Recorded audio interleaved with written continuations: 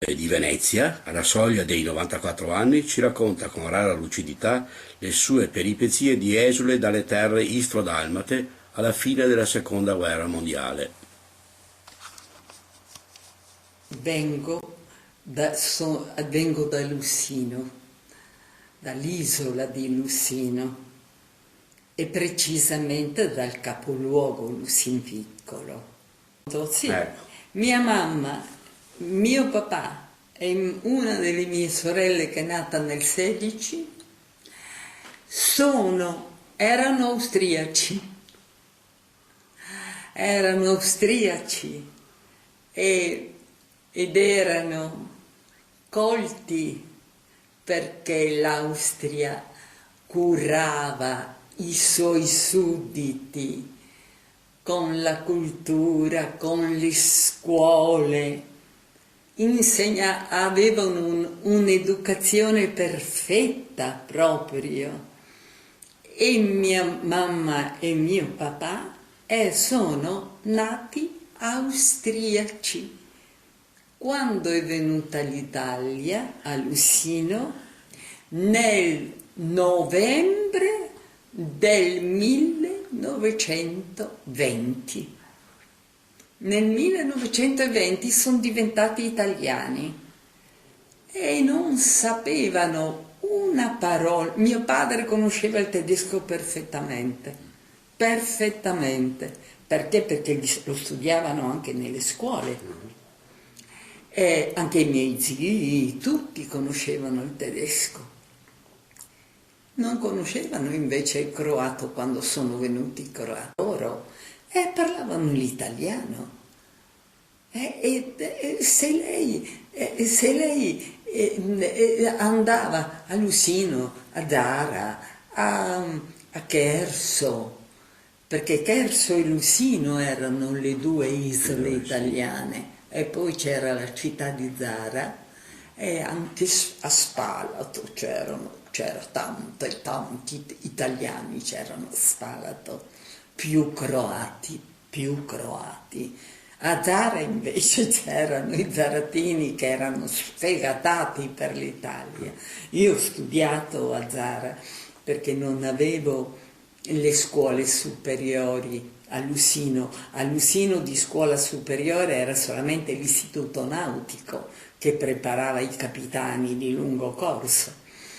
E noi le inferiori le facevamo con i capitani di lungo corso, poi dovevamo andare in qualche altro posto a studiare, a fare le superiori. Io sono andata a Zara, mi sono trovata benissimo a Zara. A Zara erano tutti italiani, parlavano tutti in italiano.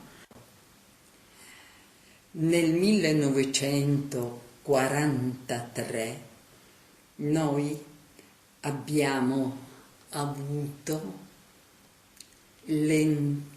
l'occupazione dei titini dopo l'8 settembre. Sono venuti molto accaniti e se la sono presa con le persone che avevano una certa cultura, come dappertutto, come i comunisti hanno fatto ovunque, come hanno fatto in Armenia, come hanno fatto in Libano, come hanno fatto un po' dappertutto. Io sono stata arrestata perché ero italiana e avevo insegnato nelle loro terre, nei loro paesi, perché l'Italia aveva occupato tutta la Dalmazia e l'entroterra della Croazia e aveva immediatamente istituito le scuole. E questo non ha fatto altro che arrabbiare la gente del posto. perché le scuole lì erano croate e noi dovevamo portare le scuole italiane. E se la sono presa con me, mi hanno arrestato, di notte arrestavano, non arrestavano di giorno, arrestavano di notte, dopo la mezzanotte, sulle 12:30, tiravano giù la gente dal letto e poi la interrogavano, la portavano nei loro uffici. Quella notte io avevo dormito da mia zia perché avevo paura, avevo sentore che sarebbero venuti ad arrestarmi e un po' andavo a dormire da amici, da una zia, dall'altra zia, e quella notte sono venuti dalla zia giusta e mi hanno fatto alzare. Mia mamma con me è venuta nel loro posto di comando e a un certo momento, mentre mi interrogavano, che non ricordo che cosa mi abbiano chiesto e non ricordo per niente quello che ho risposto. Mia mamma fuori dalla porta, seduta per terra, aspettava e a un certo momento gli hanno detto la sua figlia resterà qui questa notte e mia mamma ha risposto anch'io resterò qui.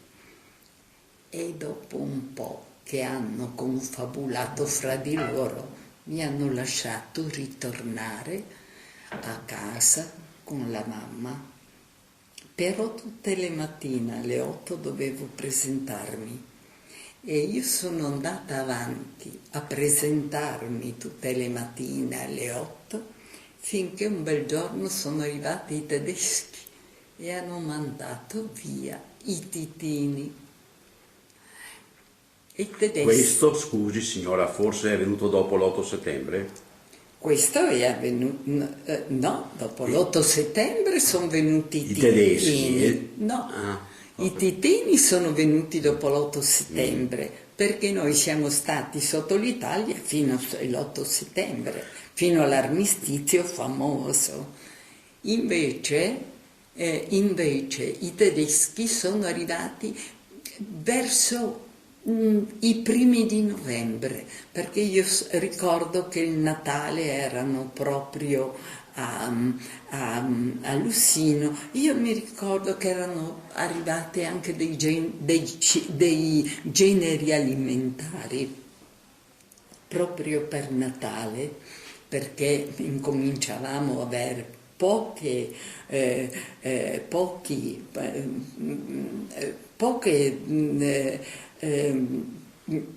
poca roba da mangiare per il fatto che non arrivavano né piroscafi né niente, e noi a Lussino l'unica cosa della quale potevamo cibarci era il pesce e poi l'olio degli olivi. Ad ogni modo sono venuti i tedeschi hanno rimesso le scuole italiane, i tedeschi hanno aperto qualche negozio e non ci hanno dato fastidio per niente. Capivano che erano gli ultimi tempi del loro comando, e così è avvenuto fino al 1945, all'aprile. In aprile è cessata la guerra e io e mia mamma ci siamo guardate e abbiamo detto: e adesso cosa sarà di noi? Sono arrivati immediatamente gli occupatori, sono arrivati i titini con una grande forza, grande. E questa volta non è che se la siano presi con la gente, però perché erano sicuri che ormai quelle terre erano diventate di loro e le avevano ricevute per la spartizione delle terre, finita guerra. L'Italia doveva dare quelle terre alla Croazia. E io sono rimasta fino ai primi di ottobre, sono rimasta a Lussino con la mia famiglia. Il papà era rientrato dopo essere stato bombardato con la nave a Spalato.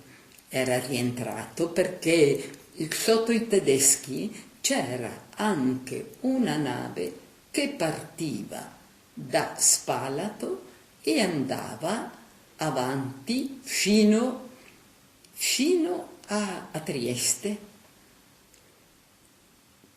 Poi tutti avevamo paura, qualcuno a mia mamma e a mio padre ha detto: quella ragazza sarebbe bene che la mandaste via. E naturalmente quella ragazza ero io, perché ce l'avevano con me, ce l'avevano, e quindi è venuta l'occasione di accompagnare mia zia in Italia, che aveva 2 figli militari in Italia, e allora a Lussino durante l'estate erano arrivati anche delle famiglie da Trieste per il periodo estivo, avevano le loro case e da Trieste ritornavano a passare l'estate a Lussino. Queste famiglie hanno organizzato un barcone di 15 persone per tornare naturalmente a Trieste. Io e mia zia ci siamo accodati a queste persone, siamo arrivate a Trieste, da Trieste siamo andati a Udine ci hanno fatto tutti gli esami perché potessimo rientrare in Italia e siamo arrivate a Venezia. Poi mia zia è partita per Roma e io sono rimasta da mia sorella per un periodo di tempo, che era qui già sposata dal 41, e quindi dovevo trovarmi naturalmente un'occupazione, una sistemazione, e l'ho trovata a Norcin di Pedavena. L'Italia non ci ha ricevuto bene. Per esempio a me hanno detto: tu vieni a prendere il posto alle italiane, quasi senza considerare che anch'io ero italiana.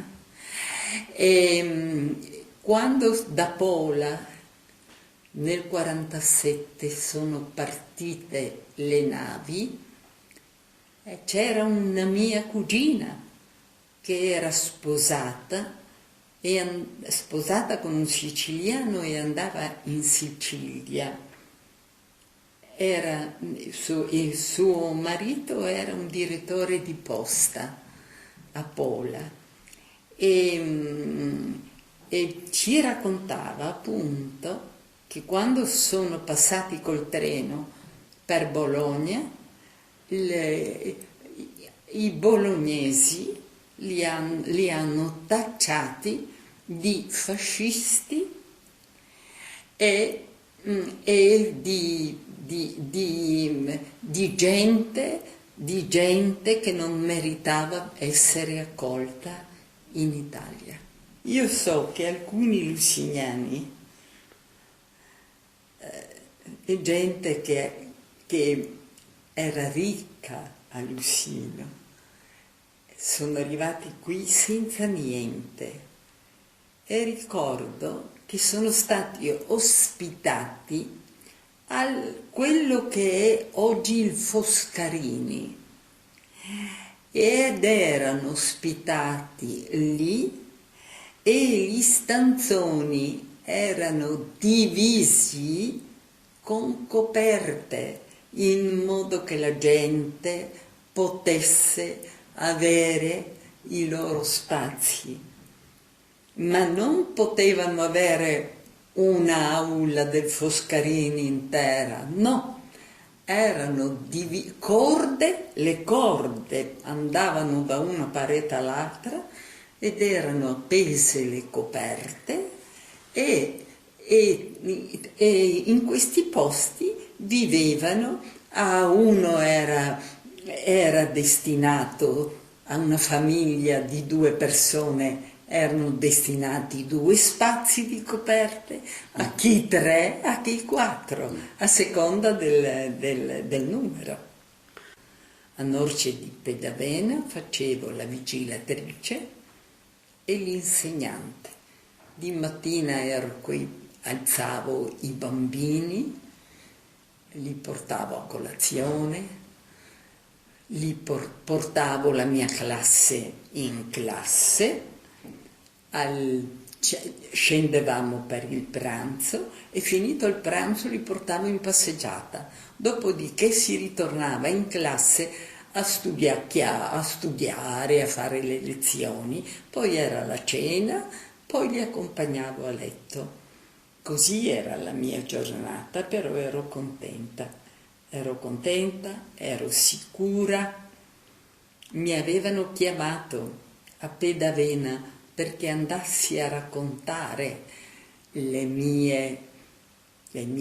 cose che mi erano successe come profuga, ma non sono andata, ho rifiutato. Ecco, poi ho vissuto la mia vita, mi sono sposata, sono rimasta vedova, sono ritornata ad insegnare e oggi ho quasi 94 anni. Grazie a Dio la testa funziona, così ho potuto raccontare queste cose. Questi ricordi che rievocano purtroppo giorni infausti per migliaia e migliaia di italiani e le dedichiamo una canzone dei suoi tempi e delle sue terre. Questa canzone infatti si chiama proprio Lusso in piccolo ed è cantata da Daniele Serra. La registrazione è del 1928.